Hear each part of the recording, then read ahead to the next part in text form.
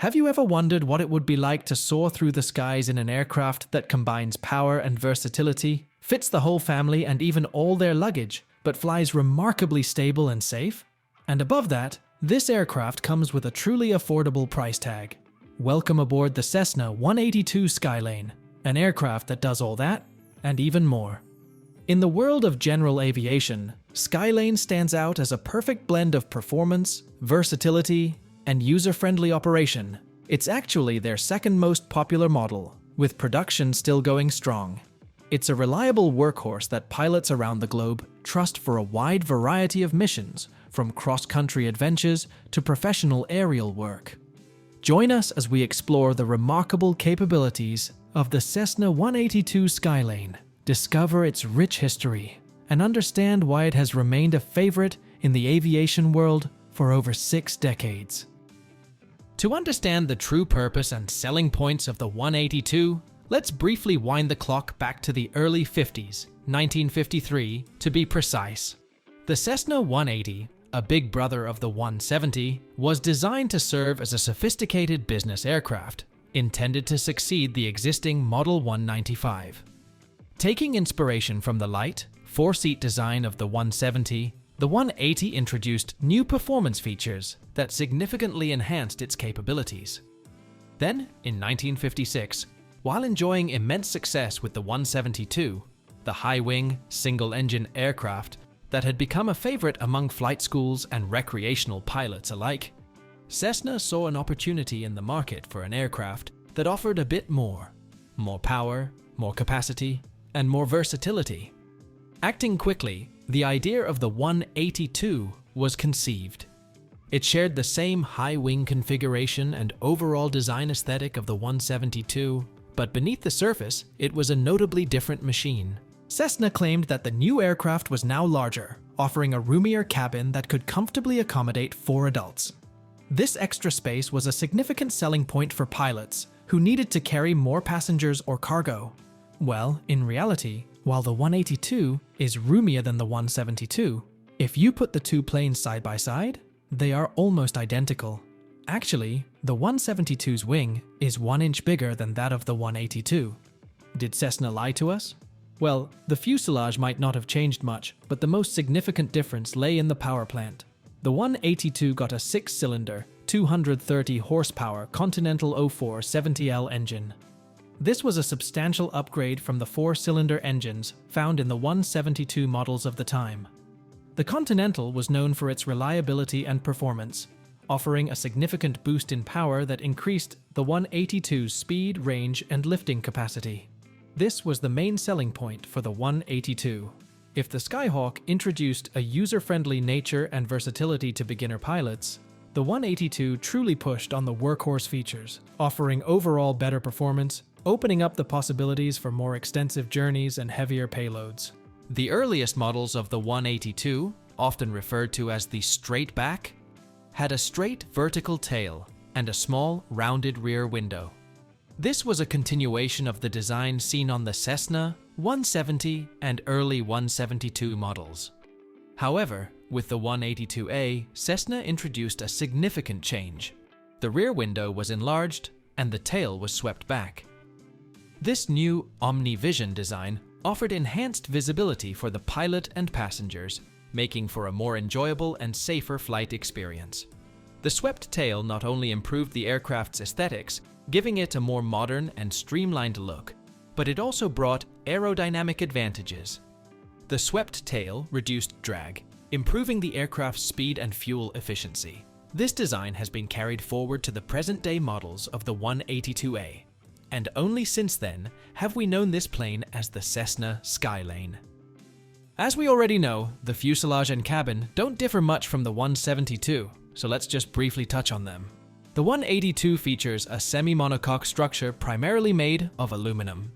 The semi-monocoque design means that the skin of the aircraft carries a significant part of the stress, while also incorporating structural members like longerons and bulkheads for added rigidity and strength. Early models featured the main gear legs from the 180, but the positioning didn't really fit, so the 182A got a wider stance. The Skylane, adapting all the best practices of the past, features the good old strutted high wing config, and in its wings, the 182 can carry up to 92 gallons or 348 liters of fuel. For comparison, the 172 has a maximum fuel volume of 56 gallons or 211 liters. Also, thanks to the bigger engine, the luggage compartment became significantly larger, 200 pounds versus 120 on the 172. The wings feature single-slotted flaps, and just like many planes, the settings are 0, 10, 20, 30, but the 182 flaps can be put even 40 degrees down for shorter landings. It's worth mentioning that the Skylane featured an electric flap system as standard since day one. As you can see, there aren't many deal-breaking points in terms of fuselage, but as I said earlier, it's the raw power that makes the 182 so popular. In fact, there are 202 used Skylanes, available on trade at plane.com, versus 150 Skyhawks. It all started with the Continental 0470L, a 6-cylinder, horizontally opposed direct drive engine. It's naturally aspirated and air-cooled, with a displacement of 471 cubic inches, or 7.72 liters. Delivering 230 horsepower at 2600 RPM, it allowed the Skylane to cruise at speeds around 170 miles or 274 kilometers per hour. The Skylane's extra horsepower results in a shorter takeoff roll and a higher maximum cruising altitude compared to the 172. The higher you can climb, the more efficiently you can fly, as thinner air at altitude offers less resistance.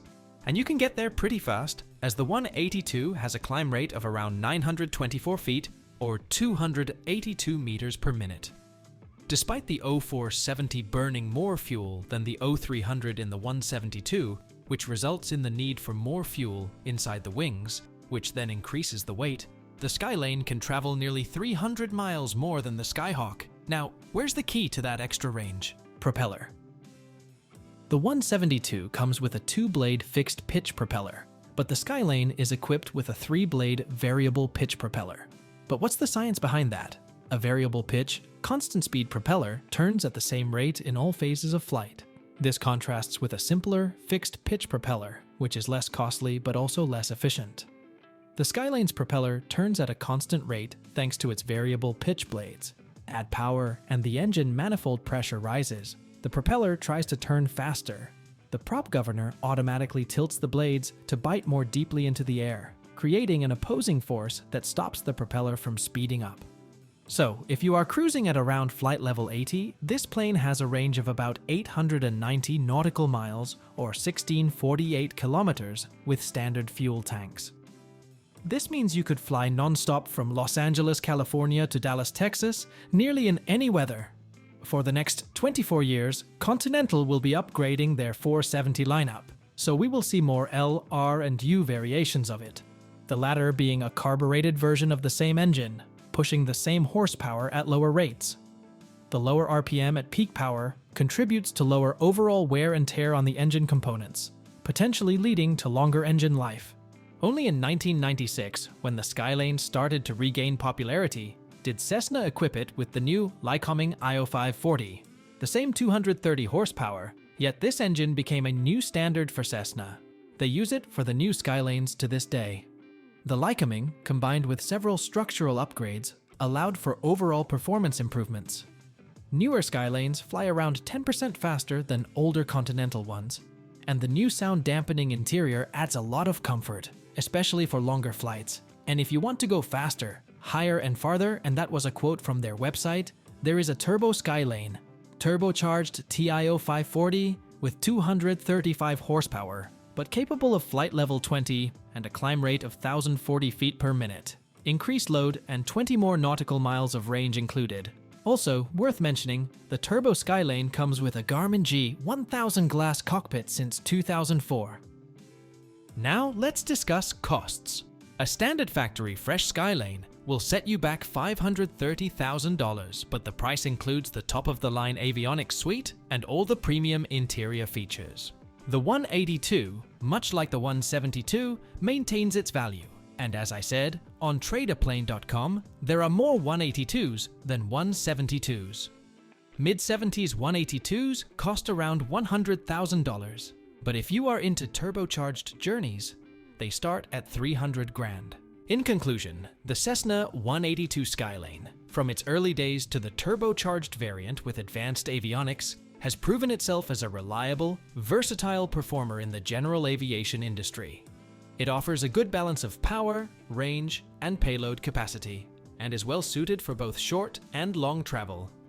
Like any aircraft, it has its strengths and areas for improvement, but overall, the 182 Skylane has earned its place as a staple of the Cessna lineup. Whether you're a pilot looking for a practical, dependable aircraft or an aviation enthusiast appreciating the Skylane's contributions to the field, the Cessna 182 offers much to explore and appreciate.